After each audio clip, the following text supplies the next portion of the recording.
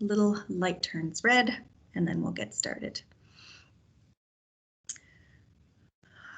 Okay, so we are recording. So again, welcome back to workshop number 3 of 4 of the anger management workshops. I'm really pleased to have you with us, and thanks for coming back.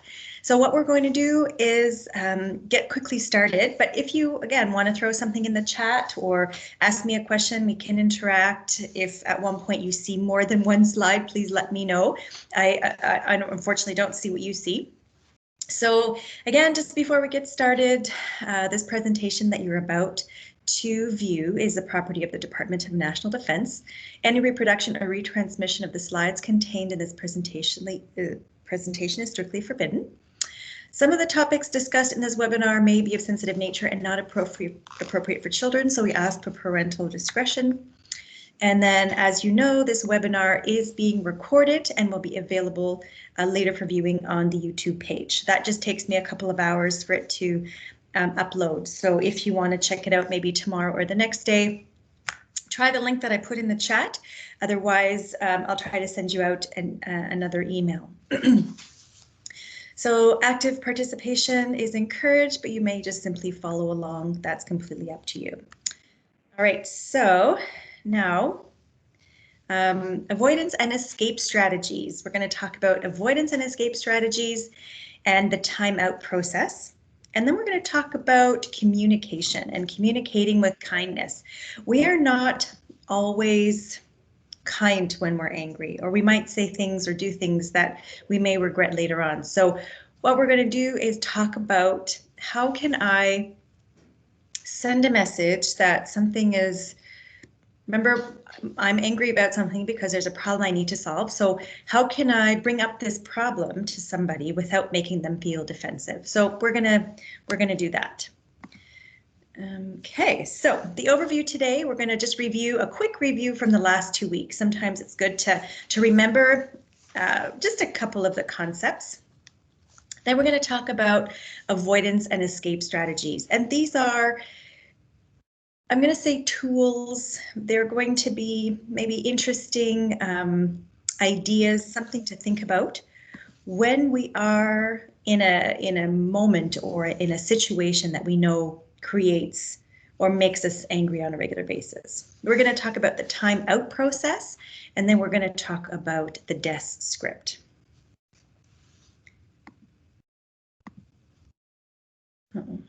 Okay, so we're going to talk about, just reading this, I think is something that I find very interesting.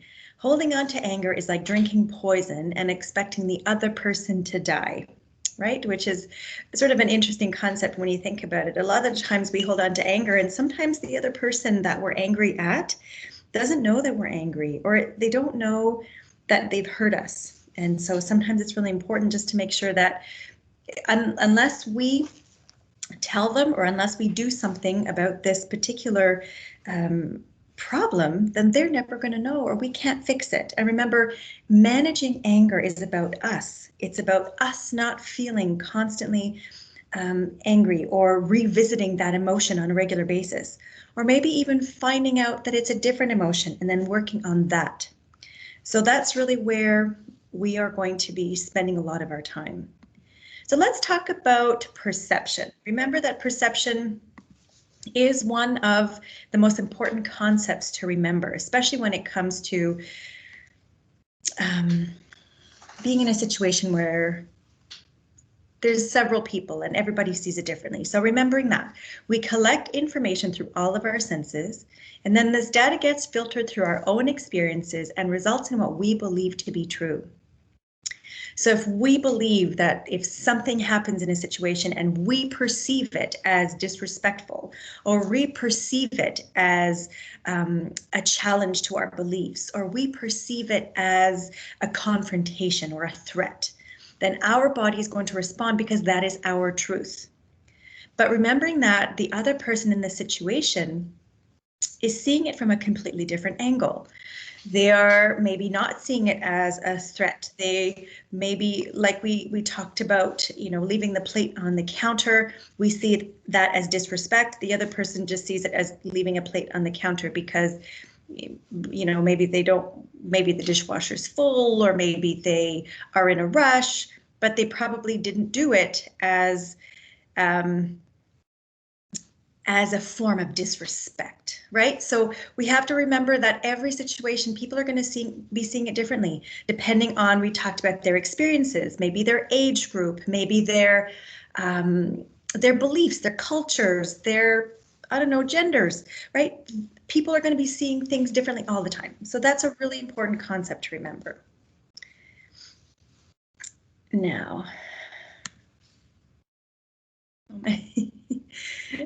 every time I try to switch slides, somebody gets admitted into the presentation. Okay, so let's talk about the review. Why do we get angry? Do you guys remember? Throw it in the chat. Why do we get angry?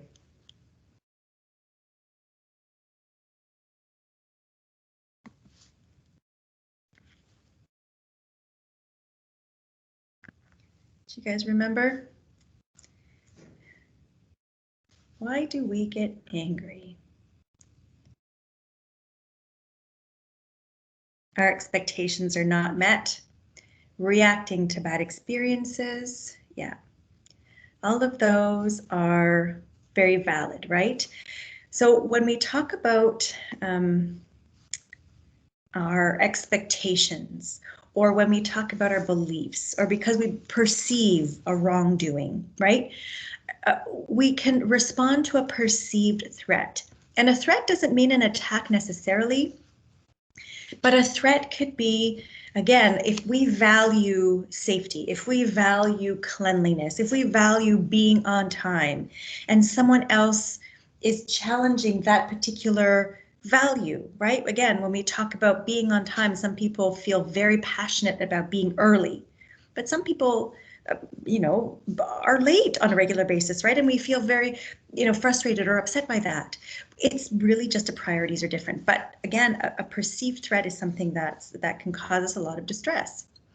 The next one is, again, the importance and meaning you place on the person, event, or situation.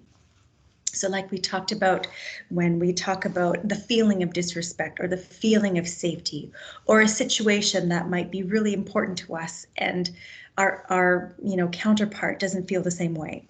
Now, our kids might have the priority of not being on time because their priority is finishing their TV show, and your priority is, well, I need to get somewhere and we have to go. But that could create a lot of anger or frustration. Unmet expectations and disappointment. I think we spent a lot of time on this last week because expectations are things that are very important to us and that we have created in our minds, and we place expectations on ourselves and we try to live up to our own standards usually. And we place those expectations on other people, especially when we have expectations about certain things. And we place a lot of importance on those certain things, and we expect other people to know what those are, especially when it has to do with, your partner or your children or your coworkers. And we think, they should know that I expect this from them, or they should know that this is what I want. And oftentimes they don't, or they get it wrong, and we get disappointed on a regular basis, right? Sometimes we said that anger could be another emotion. It could be hurt or fear or embarrassment or frustration. Or maybe we just have a lot of stress in our lives and we're not doing very, very good at stress management, right? So we're not taking care of ourselves, we're not sleeping, we're not eating properly, maybe we're not exercising. And a lot of times stress will build up, and anger is the easiest emotion to access. And so that sometimes might be something that would cause a lot of distress, right? So when we talked about all of these things being our perceptions, if we change our thoughts, we can change our world. We talked about this last week, being where our thoughts, when it comes to every situation, will lead to us having different feelings about it, or different emotions, or different perceptions, right? And then we have a behavior that follows. So we had the example of me calling up to my husband, hey, can you bring down Joe's blue shirt? And when he comes down, he doesn't have it. So I can go, you know, he never listens to me. He doesn't care about making me late. He always does this to me, and, you know, he doesn't care, etc. And I can go there, and that would make me very angry and upset. And then we might have an argument, or maybe he'll get the silent treatment and he doesn't know why, because maybe he didn't hear me. Maybe he didn't know what blue shirt. Maybe he didn't know if it was the long sleeve or the short sleeve or whatever. So this is really where we have control over our thoughts, even though we don't remember or realize that we always do, but that our thoughts will lead to our perceptions and our behaviors. We also saw last week the mental health continuum and how when we let, you know, stress accumulate, or when we don't take care of ourselves and we continue running on, remember that twisted ankle, and we don't repair it or take care of it or stop and take a moment to get back to green. What can I do to look after myself? What can I do to make myself feel better? Why am I reacting like this? So taking the time to think about it. The mental health continuum is a really great place to look at behaviors that are starting to happen that are making you realize where you or somebody you love are at on the continuum. And, you know, how can we get them back to green, or how can we get ourselves back to green? Well, we need to start doing things that improve our mental fitness, right? We talked about mental health being the same thing as mental fitness, and very, very important. So what can we do to improve our mental fitness? Do you guys remember a few things of what was on that list? Just one word, you know, throw something in there that's really great to help improve our mental health. Perfect. Working out, exercising, wonderful. Any other quick little words or things that you remember that are really important to our mental health? Sleep, yes, something that we often forget to do very well. Meditation, great, good. Okay, mindfulness, perfect. Reading, any type of mental or any type of stress management. So we said sleep, right? 7 hours or more is what we need for recovering and recuperating. Physical activity, right? We know that it's really important for our bodies to move. We remember that physical fitness, remember that when you're physically fit, your heart rate goes up, your breathing goes up, you start to sweat. Oh, wine. Good one. Occasionally, but if you look at the mental health continuum, if that starts to become a regular thing, we need to look out for that, right? Coloring is a great idea. So physical activity is the same almost physiological sensations as when we have the fight or flight response. So our bodies are getting used to, I'm going to put in quotations, getting used to being stressed and then coming back down again. So people who are physically fit will actually feel stress as less intense as someone who isn't used to getting that sensation in their bodies. Okay. Oh, whine, like complain. That's funny. Okay. So let's talk about healthy nutrition. And like I said, there's a whole new PowerPoint that we have, a new webinar that's actually the correlation between nutrition and mental health. So nutrition is very important, remembering that all of the nutrients in your body help us recover and recuperate.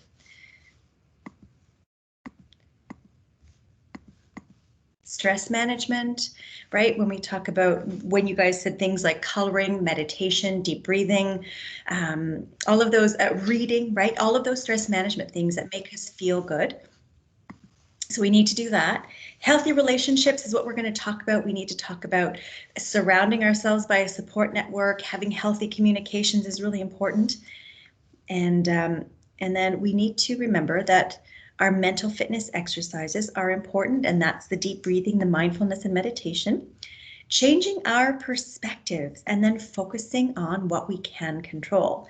And then we talked about that being this personal power grid.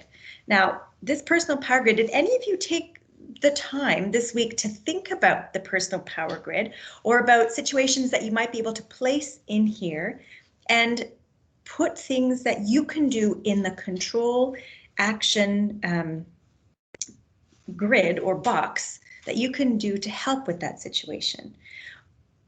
Did anybody have any questions regarding this? Because this personal power grid is a very powerful tool.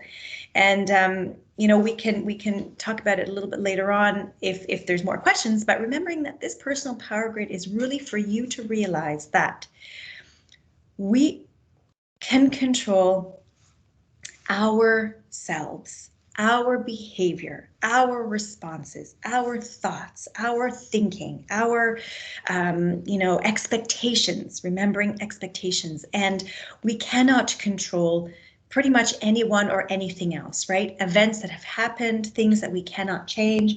The fact that there's a snow day today and our children are home. Again, just kidding.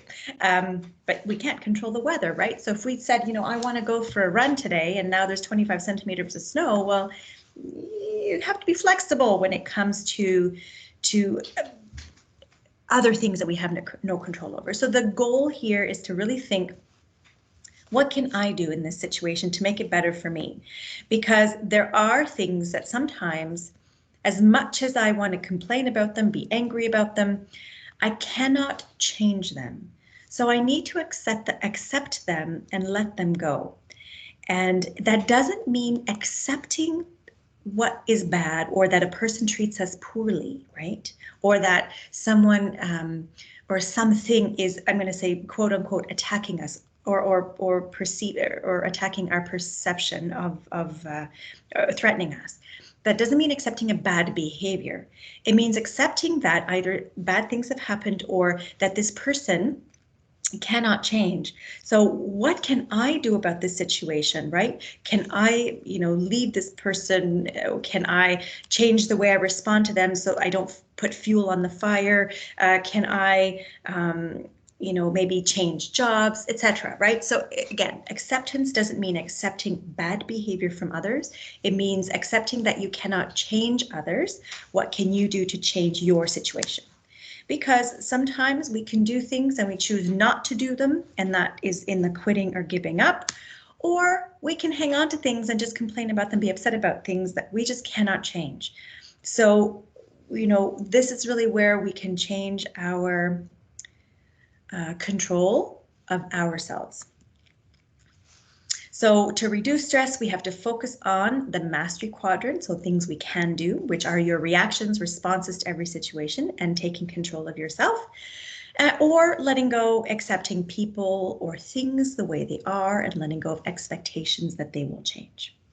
All right, any questions about the review? I know that took 20 minutes, but those are really important concepts to remember. Now, let's go to our new information this day. Okay, so today we're going to talk about, when we talk about stressful situations or things that cause us distress, there are things that can also magnify our triggers, right? And when we talk about our triggers, we thought about those within the first week or two, what causes us angry, which is experiences, perceptions that people are attacking our beliefs, etc. But things can magnify our triggers, which are negative events, let's say based on a specific situation. Memories, reminders of past trauma or negative events. Clearly that animation is off, but anyway, so memories of past trauma or negative events or nostalgia can magnify a trigger that we've had in the past. Sometimes specific emotions or negative thinking, right? When we go to that negative thinking part, it can definitely magnify a trigger that we've had for a long time. If we're in a negative emotional or physical state, and that sometimes could just be if we're hungry, right? That puts us in a negative physical state. Or if we're tired, right? We can be in a negative physical state and not be able to respond very well because we just don't have the energy to put into resolving the problem that is causing us some distress. So there are some things that magnify triggers for us when we have particular situations that cause us distress. So we're going to talk about avoidance and escape strategies. And what's great about avoidance and escape strategies is that they can be used or planned in advance, and they can be employed to reduce the tension created in dealing with anger-generating situations. Now, these are very important to remember that they are not permanent solutions. These are just ways to reduce the tension of some things that cause us a lot of distress. So we have to remember that they're not a permanent solution, but they're very effective in preventing further damage to relationships, personal or professional. So let's talk about the difference between avoidance and escape strategies. So avoidance strategies are most effective with predictable stressors. Learning to be absent in these situations decreases the chance of an angry confrontation. And the problem can be dealt with effectively at a later date. So avoidance would be things like planned avoidance. For example, this is something I used to do before my mother-in-law became nice to me, but what I would do is when I knew that she was visiting, I would plan to teach more classes in the evenings or on the weekends so that I could actually sort of avoid some time that I would have to spend with her. I know that sounds, not very kind, but I think that was sort of a mutual thing. So I would plan avoidance, right? So whether I was teaching different classes or it sounds good to you, right? I don't think there's anything wrong with that because they don't know. I know some people will also, if let's say for a coworker example, some people will plan to be at work when the coworker that they, don't get along with as much, maybe at different times. So if their coworkers are, let's say 9 to 5, some people will come in early so that at least they have a couple of hours without their coworker, or they'll always be at work when the coworker's on vacation. And then, so they can plan avoidance. There's also avoidance by time delays, which is when you're, thinking about, running into people that So I know that planned by time delays, I used to walk my dog in the forest, and I knew that this couple that had the dog that, was a miserable dog that would bare teeth at my dog, I would plan to walk there 20 or 30 minutes later so I wouldn't have to run into these people. Or again, avoidance by seeking another method of responding. So if you know that you don't care much about spending time on the phone with one person in particular, if you see that they're calling, you can respond to them maybe by text later. Oh, I saw that you called, sorry, I was really busy, what's up? So that maybe you don't have to spend the time on the phone talking to them.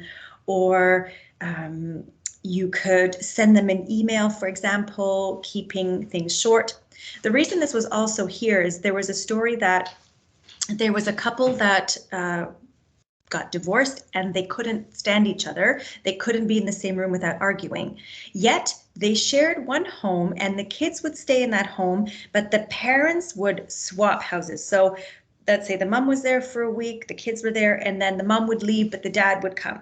So how they would communicate was this book, this journal that they would write in because they couldn't stand speaking to each other. So it's another method of responding so that you don't have to, I'm going to say, be there when someone else is. Okay, so again, not a permanent solution. And if you know that this is something that, causes you some distress, there are some things that we can do to plan avoidance. Now, escape strategies are a little bit different, remembering that avoidance helps when it's a predictable event, right? Something that happens on a regular basis. But escape strategies involve the disruption of an angry response. Self-preservation and buying time. Yeah, I like that, right? So it's kind of like, oh, another great example. I was teaching a stress workshop and it was over a couple of days. And throughout that time, I think it was Thanksgiving. So we had a class and then there was Thanksgiving, and then we had another class. And one of the ladies was so distressed about going to visit her family. And she's like, there's this particular cousin that I can't stand. And she was just in so much distress that she actually chose to avoid that situation and not go to Thanksgiving to her family's house and just spend time with her immediate family. She came back the next week and was in such good spirits.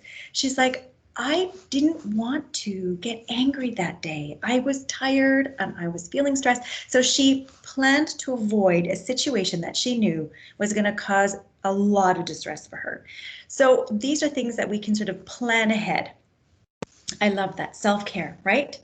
So, but this escape strategies are almost like you can't necessarily plan them in advance, but you know maybe what things might cause you a little bit more distress, but it could be the disruption of angry response. So it's effective for situations that cannot be avoided. By having a plan, you're more likely to prevent the situation from getting worse.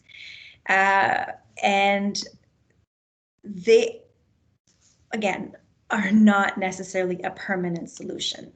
So what are some of these particular types of escape? So there's some that are called planned escape. So there's the typical one where you're on a blind date, or your best friend is on a blind date, and they have a plan for someone to call them 34 minutes into this date in case they need to escape, right? That's a planned escape. You don't know how this is going to go, and they don't know that someone's going to call you. I'm sure they probably have the same plan in place, but that's called a planned escape. One time I had to do this for a coworker who was going to meet her ex-husband, and they didn't get along very well. So she said, "Can you please call me in 10 minutes and tell me that you need me back at work?" So I said, "Absolutely." So in 10 minutes, I planned for her to get a phone call so that she could come back to work and not have to spend any more time in an awkward situation with her ex-husband. So this is definitely one of those things that she used for that. Now there's a distraction type of escape, and that is a lot of the times where their emotions are high. And I'm actually going to go through the timeout process, and then we're going to go through the 3 different ones. So the timeout process is also something we're going to spend a little bit of time on, because if we get angry in a situation with our partner, or if we have a situation where it gets heightened a lot and there's a lot of yelling, and we know that when we yell at each other, we don't listen to each other. Nothing gets solved. We just get angry and we get mean or whatever. The timeout process is going to be something that we're going to learn how to use. So let's talk about a planned escape. Okay, so this avoids the need to run from an anger problem. Okay, so we know that it almost gives you that glimmer of hope that you have an out if you need one. Okay, it gives you control over your emotions and help others involved to make time to think instead of react. So even when you think about the timeout process, when you step away from an anger generating situation, it's really about stepping away from it so you don't climb up that anger mountain. Remember, the anger mountain from last time is we know when we're starting to climb. We know when our bodies are starting to prepare for the fight or flight, the blood is leaving our brain because we're going into our muscles because we feel like we're going to attack or run. So it gives you the time to step away and to take a deep breath and to reduce the emotional response. Because when we're emotional, the anger is almost more heightened. It gives us a time frame for when the problem will be dealt with further. Okay, so again, especially with planned escape, let's say on this blind date, for example, if you do the blind date thing and you can deal with the problem later. Oh, I'm so sorry. You send them an email, whatever. I'm so sorry that my kid, got sick, for example, but thank you, no thank you. We won't be seeing each other again. So you can deal with the problem a little bit later on, or again, a planned escape where you have to have a relationship with this person. Let's say it is my coworker's ex-husband, for example, and they need to talk about how they deal with the kids or the kids' activities, etc. But with that sort of escape strategy that she didn't have to spend face-to-face talking to him, she could, again, use a different method of reaching out, like email or text or whatever. Okay, so it just helps reduce the emotional response. Now, a distraction. This one's really interesting, and it's helpful in highly emotional situations to reinforce or to refocus emotional energy. So the best example I have of a distraction is I have a very, very close girlfriend, and she has a daughter who has very challenging mental health issues and can get very emotional and very heightened. And typically in that state, like a panic attack, for example, is that there's very little reasoning or thinking that can happen because they're in a very distressed fight or flight mode, right? So we know that when you're at the top of a crisis point, you can't think, reason, calm yourself down. You say things and do things that you regret. So the distraction is my friend will clap her hands and yell out the word hippopotamus. And because it's so, well, distracting, it's such a, I guess it's a proverbial slap in the face where you have to stop and laugh, and it kind of distracts you from this emotional situation. So a distraction is something that will decrease the intensity. Okay, so activities or to temporarily escape the emotional tension that can help to avoid dwelling, right? Short-term discomfort.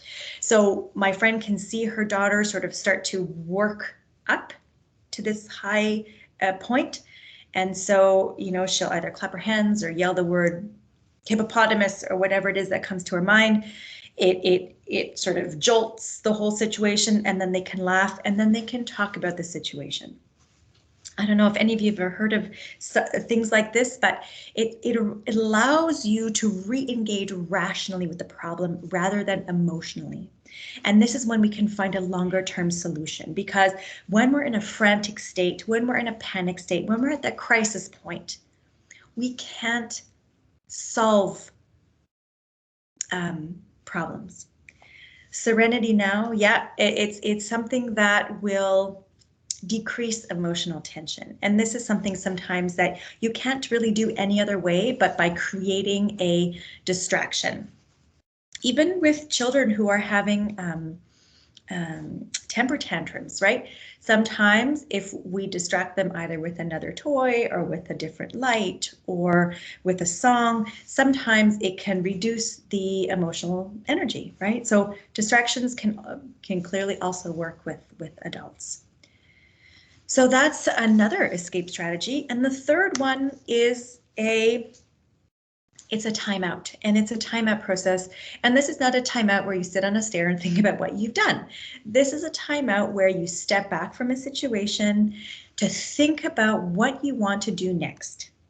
And this is where you use your coping thoughts and helps you return to the situation in a calmer manner. So timeout is really about, and I think we talked about this when we were talking about the anger mountain, when we looked at after the trigger, when you're escalating up to the crisis point, where you know that you're escalating. We know that when we escalate, we reduce our thinking process. We don't want to rationalize. We don't want to be kind. This is where we have to realize that our bodies are telling us, okay, you're getting angry, so you need to step out. Now, the process is really important that you set up this process when you're calm. So if you get angry or yell or get frustrated with somebody on a regular basis, and we know that, again, when we yell at each other, we don't listen, that on a calm day, maybe, you know, one day during supper time or after supper time, you go, you know, when we get angry at each other, we usually say things that we regret, and how about we agree that when we're in that particular state, that if I put my hands in a T like this is what we're going to do, okay? We want to make sure that the timeout process is set up so that you can maintain relationships with people that you care about. Because we know that yelling at them will break down relationships, or being angry with people, you say things and do things that, you know, you can't take back. But with the timeout process, you want to make sure that, again, it's a relationship you want to keep, relationship you want to maintain, that you want to keep healthy. So when you do this particular timeout process, you do it anytime the other party feels that they're losing control. And that typically means control over their emotions. And for some, maybe even control over their words or their behaviors.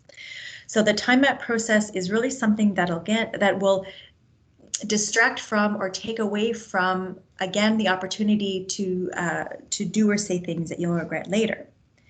So how do you do a timeout process? You agree on a signal, whether that might be your hands in a T or your hands out in front of you like a, like a stop or a whoa. And then you have to agree that you do not follow the person, and the discussion ends immediately. So when you're talking about how this is going to work for you, the both of you, you agree on whatever signal that is. When that signal happens, the discussion ends now, because we know that if we continue, it's just going to escalate. So you both have to agree that at that particular moment, the discussion ends immediately. You tell them what you're going to do, where you're going to be, when you'll be back. And during that time, when you are away, you think about solutions. You don't think about what I'm going to say next to be vindictive. Okay, this is really where you say what I'm going to do. So I'm going to go take a bath. I'm going to go take a walk. I'm going to go to the gym. I'm going to go for a drive. Whatever it is that you're going to do, but you have to plan a time in. This is not where you just say, you know what, we're done. I'm walking away. This is time to step away. Think about what you're going to say or what solutions you are ready to come up with. And then when you'll be back, because a timeout always includes a time back in. So whether that be, we'll talk about this after supper, or I'll be back in 20 minutes. Let me just take a breather. I'm going to go for a walk, and then we can talk about our solutions. That's really important. Okay, so choose a solution upon your return when you have calmed down. This is not the time to work your way up or ruminate. This is time where you do your coping techniques, coping thoughts, deep breathing, maybe some meditation, maybe some exercise, whatever it is that might just calm your mind so that you can go back in a calm state. Okay, because we need to remember that a timeout or a time in or any type of conflict involves communication. And communication is often something that gets misled, misunderstood. There's often miscommunication because remembering that we're so different that we perceive every situation differently. Okay, so when we talk about what is communication, what do you think communication is? What is communication to you?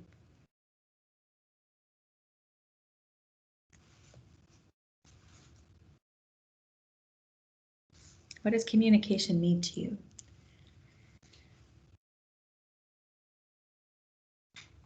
Discussions, okay, so discussing things, perfect, right? A two-way street, excellent, right? Being honest, listening, active listening, great. And those are excellent because communication is that, right? Connecting with someone, I love that. Those are beautiful. Great, good. So connecting is an exchange of information, just like you guys were saying, it's a two-way street.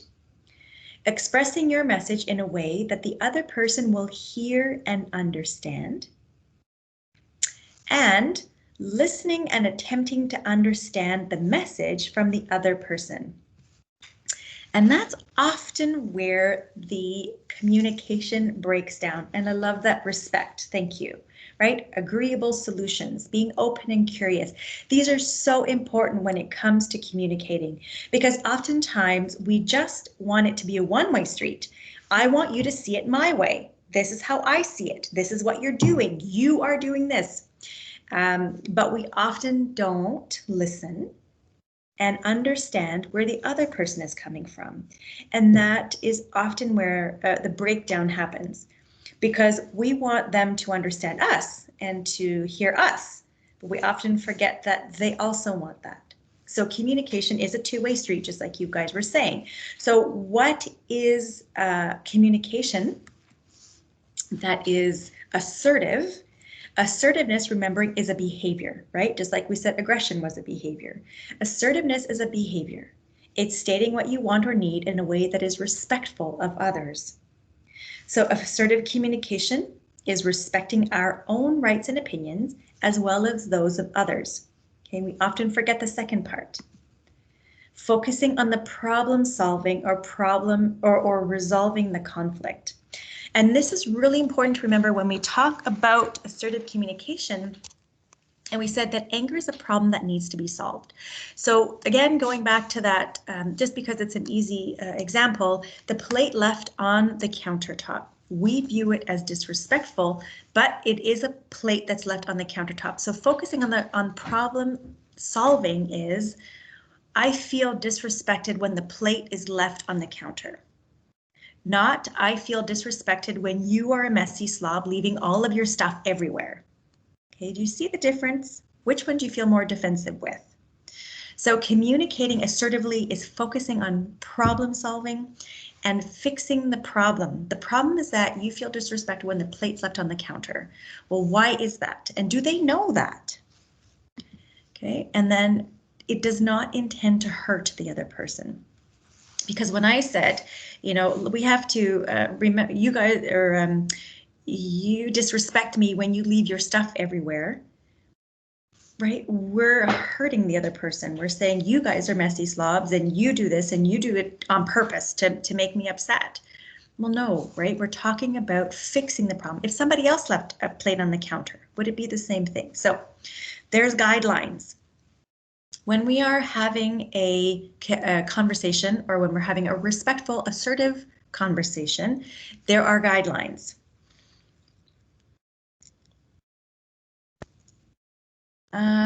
Yes. So this example of I feel disrespected when you have lied to me, we're going to talk exactly about how to state that without using the word you. Okay, so hold that thought. So when we talk about guidelines for the speaker, okay, we have to use assertive communication, which means, again, we don't want to blame or cause hurt. Now we have to speak for ourselves, speak clearly and calmly. We have to use I statements, and we're going to go through what I statements are because those are very important, and that's what I want you to focus on. Be brief and stay on topic, one conflict at a time, and give the listener a chance to understand. Okay, so sometimes when we are going to be having a difficult conversation, sometimes these guidelines need to be discussed beforehand, especially when this is a heightened issue or this has been a problem in the past. So we want to set up guidelines, right? So when we're going to have this conversation, I really want us to make sure that, number one, we try to not hurt each other. We don't want to yell at each other. Let's decide that if we start getting heightened, that we take a timeout. Okay, so if we start to disagree, we could, again, take a deep breath, take a timeout, come back in. So setting up guidelines when you start this conversation. Now for the listener, again, the guidelines are paying attention and don't interrupt. What often happens is that someone will start a sentence and we have already decided how we're going to respond to that, and we don't even let them finish. So this is really where we have to bite our tongues and keep our mouth closed until we've heard. Okay, so show that you're listening. You can respond appropriately by being honest, asserting opinions respectfully, and treating others how you want to be treated. But listeners really need to understand what is happening because both people are seeing it differently. So we need to understand each other's where they're coming from. Okay, that's the most important part. So using an I statement is using the word I clearly, but stating what you feel or how you see the situation, okay, event or behavior, not the person that have evoked your feelings. So we're going to try to avoid using the word you. Okay, so yes, and it is difficult to not interrupt. And what's really important is that instead of interrupting or instead of stating your position or your point of view at that time, is that it's really important that if you understand their point of view, ask them more questions, and then maybe your point of view will actually change. And it's really interesting. that I have been lied to. Yeah, there you go. Okay, so that's perfect. I'm going to give you an example, but yes, hold on to that thought, because that's exactly when I found out that I have been lied to. Yeah, absolutely. Because it could be anybody who lies to you and it's upsetting, right? So an I statement looks like this. I feel, okay, when this particular behavior happens. So I feel frustrated or nervous when my things are taken or borrowed without asking. So I feel upset or disrespected when I'm being lied to, right? Absolutely. So those are the different things. You know, I feel disrespected when dishes are left on the counter after a meal. Or you can even reverse that. You know, when dishes are left all over the counter after a meal, I feel upset or disrespected. Okay, so you can reverse them however you want, as long as you don't say, try to avoid the word you. Okay, because then people feel defensive. So how does that actually look? So let's look at what the desk script looks like. So using the desk script is a very, I'm going to say, sort of simple method or simple script that you can place your feelings in a very assertive, respectful way. So desk, the first D is describe the behavior or situation in a non-judgmental and objective way. And then number 2 is express your feelings or reactions or thoughts about this situation. So this is where you use an I statement. Now we'll see that in the example that I'm going to be giving you in a minute, you can reverse D and E. So you can say, I feel, you know, this way when this happens, or when this happens, I feel this way. So you can see how they can be interchanged. Now, the most important part to remember is that remembering that anger tells you that there's a problem that needs to be solved. But before you bring up this desk script, what's really important to know is how you need, or what you need from this particular situation. Okay, so you need to specify what you need in this situation.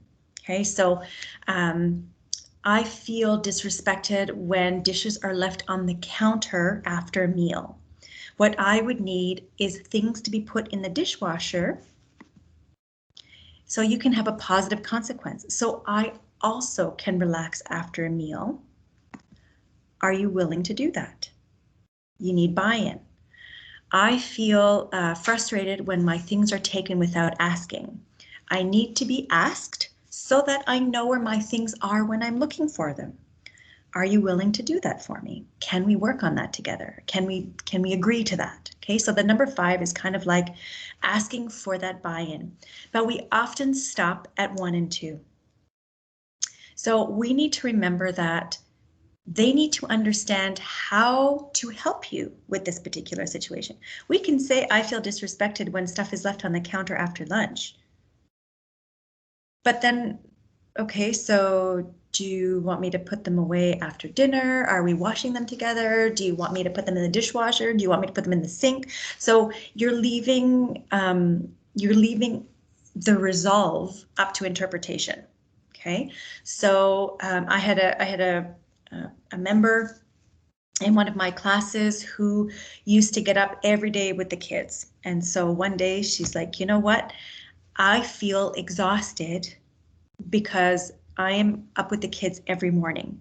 What I need is one day on the weekend to sleep in so I can also feel rested and ready to go. Are you willing to help me with that? Okay, so we're not saying I'm up all the time because you're a lazy bugger and I just, you know, I do it all and I'm feeling very frustrated. Okay, this is more about asking for what you need so that you can fix the problem and it doesn't become an anger generating situation anymore. And then you can always go back to, remember when we decided, you know, a few weeks ago, and you said you'd be willing to help me with this. Okay, so remembering that I need to sleep in one day of the weekend, which day would you like, Saturday or Sunday? Because I need one day to sleep in as well. So we need the buy-in. The reason that we need number 3 to specify what you need is that, you know, let's say, well, no, I don't want to do that for you. Okay, well, I need to sleep in one day of the week so I can feel rested as well. What day are you willing to do? you have to go back to number 3. Okay, that's why that needs to be there. So if you are thinking about something that's causing you distress, and this is where maybe we could talk about, I feel disrespected or hurt or worthless when I'm being lied to. What I need is to know the truth so that I know, what to expect in this situation. Can we agree to that? And that would be where, you have that I need to be told the truth, or I need to feel like I know what's going on, or whatever, that specify what you need so that they know what to do. And as much as we expect people to know what to do, the PowerPoint presentation is what can I call it? It's on YouTube, so you'll be able to see this presentation anytime, okay, once it's downloaded. But I can definitely give you a desk script copy. Okay, or I can put it in the email that I'm sending out at the end of the week, or in the next couple of days. Okay, so the desk script is something that we can always go back to. Now, here's an example. Okay, so we saw that describe and express can be interchanged, right? So I feel negative emotion when this situation happens, or when the situation happens, it makes me feel very upset or hurt or sad, etc. Okay, so we can interchange those. Specify what you need with a positive consequence. I need this situation to stop or to be done a different way so I can feel happier, feel less frustrated, not feeling ignored, etc. Okay, so the S and the C, the positive consequence, is really important. And then we have, can you please help me with that? Or are you willing to do that? So this is your generic example. I don't know if you guys want to take a picture of it or whatever. I will put this in the email. And please let me know, or send me an email if you're not receiving the emails that I'm sending every week, because I'm using the emails that I got from the registration and also know that the YouTube does not work on the D1. So if you are being sent this email from your Forces account, you have to send it to your personal account. So this is the desk script, and hopefully this is something that can help you in the long run, is that remembering that you don't want to attack somebody, remembering that this particular problem could be anybody. Right? If anybody lies to you, or if anybody leaves their stuff on the counter, if anybody, doesn't let you sleep in the morning or whatever, it's really about the problem. It's really about, I feel exhausted, or I feel disrespected or disappointed when this happens. So remembering that it doesn't have to be complicated. Don't use any more words. You don't need to, add fluff around it, because then the message gets lost. I feel, upset when the clothing that I just cleaned is left on the floor. What I need is for clothing to be put away after it's been on your bed and cleaned. Are you willing to do that? Okay, so it's very small, get the buy-in, and always come up with a solution that you would care for. If they're not willing to do that, then you go back to number 3. So this is what I need. So what are you willing to do to help me achieve this particular thing, my specific need? Okay, so, and again, sometimes when we're in an angry state, or when we're feeling frustrated or flustered or whatever, sometimes you just need to take a deep breath. I'm just going to take this question. How do you respond if a person responds with something like, change your perspective and you won't feel that way? Unfortunately, someone else can't tell you how you're feeling. Okay, I feel this way because this is how I see the situation. And maybe this is that conversation where you can say, maybe give me some background and make me understand why you do this, or why you think, where this comes from, or this is where you have to become curious. You have to understand where the other person is coming from. If they don't want you to feel a certain way, it's probably because they don't see it that way, but you do. So they need to explain to you maybe why they do a certain thing. If you create your own misery, okay, someone tells you create your own misery. Well, you can say, my perception is when this particular thing happens. Again, I feel, upset because I perceive when this is, let's go back to here. Okay, so I feel, or when this particular situation happens, I feel triggered by this particular, event. What I need is perhaps to be explained what this means. Maybe in this particular situation, you can use the words you. You can explain to me how you see the situation so that I understand how you want me to see it a different way. Okay, so depending on how, and again, depending also on the relationship that you have. This is really for relationships that you want to keep strong, that you want to make sure that people understand who you are, so that they care about you not feeling well, they care about you feeling disrespected, or they care that you feel attacked or disappointed or hurt, right? This death script is usually for people who care to make a change, to make you feel better. And if they don't, then this isn't necessarily going to work. Because if they don't care to make you feel any better, then this isn't a relationship that you can negotiate with. Harassment is a very different topic. I'm not going to sort of touch that in this particular situation, because this is really more about caring relationships, that you want to maintain strength. This even works with kids. Mommy feels exhausted when she asks you to do something and, things are still left out, and, I need things to be put away for you guys so that I don't feel like I'm your maid. Are you willing to do that? Right? So sometimes kids will also respond well to this, depending on how you put it. But again, knowing that anger or triggers, or when you feel sad, hurt, disrespected, attacked, you don't want to feel that way. And understanding what part of that situation makes you feel that way is really important. That's why sometimes I say stop and think about, what is it about the plate left on the counter that makes you feel disrespected? Why do you perceive it that way? What is it about, and clearly this is a rhetorical question, but what is it about being lied to that makes you feel disrespected? Okay, well, it's because you feel,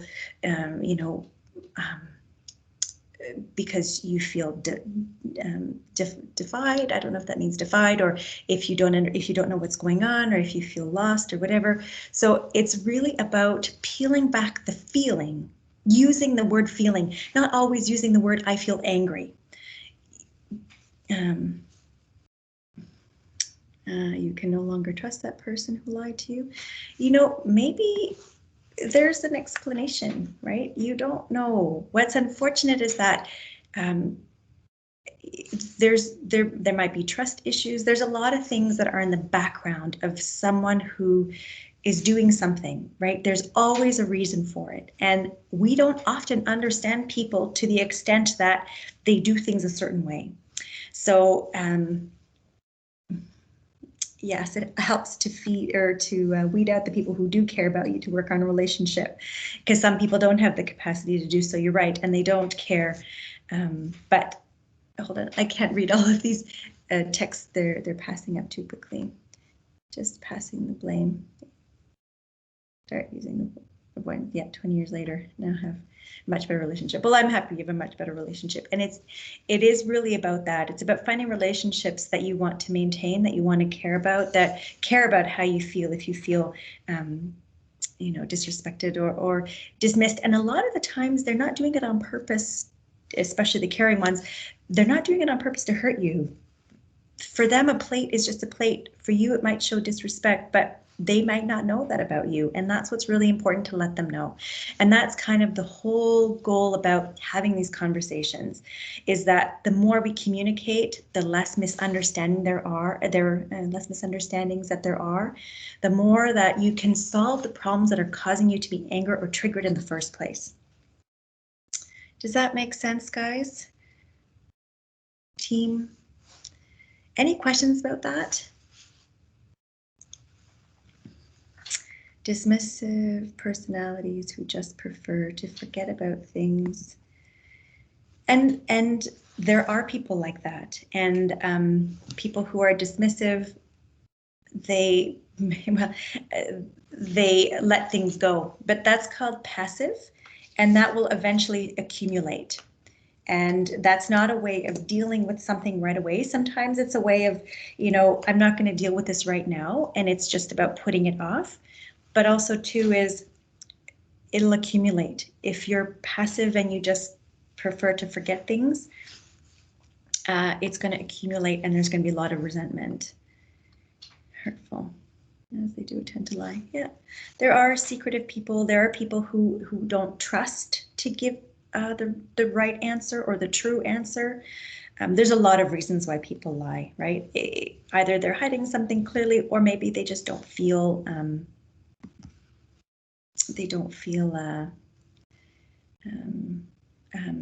trust, or they don't feel secure, right? There's a lot of insecurities.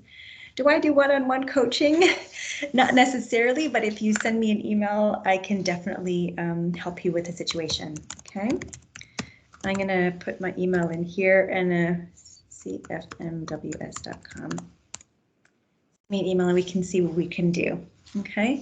So I hope everybody has a wonderful evening. I hope that everybody didn't get too stuck in the snow. I know that walking today was really difficult. And if you have any questions, like I said, email me. Otherwise, I will send you an email, and I will send you the link of the recording if you want to watch it again. All right. So again, I'll stay back if you have any questions. Otherwise, have a great day. Enjoy your afternoon, and we will see you next week for the last class. And that one is about forgiveness. And it's very powerful, and I hope that you join us. And if there's anything you want me to review next week, I can put it in the review section as well. So you're very welcome. Have a great day. Again, I'll stay back if you have any extra questions, and we will see you next week, same time, same place. Enjoy the snow, go out and play, do a snow angel. Great. Well, I'm glad you guys enjoyed it. I love it.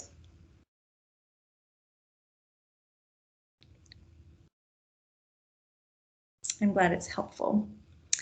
I will definitely send you the presentations. It's going to be in the email, but again, if you don't get it, it's because your email is the one that's on the registration form.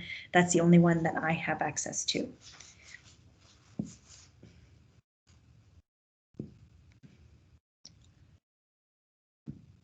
You're very welcome. Have a great day. Have a good lunch.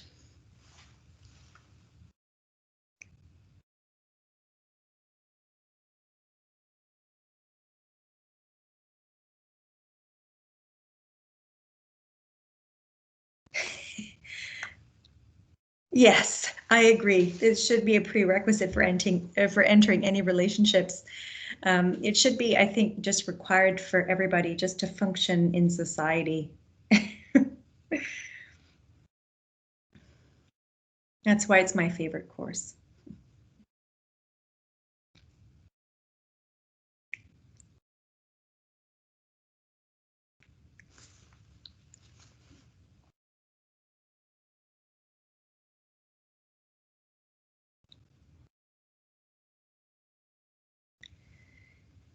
Yes, there would be less hurt then. I agree. Mahalo, is that Hawaiian? Okay, agreed. Less hurt. Okay, I'm going to actually stop the recording.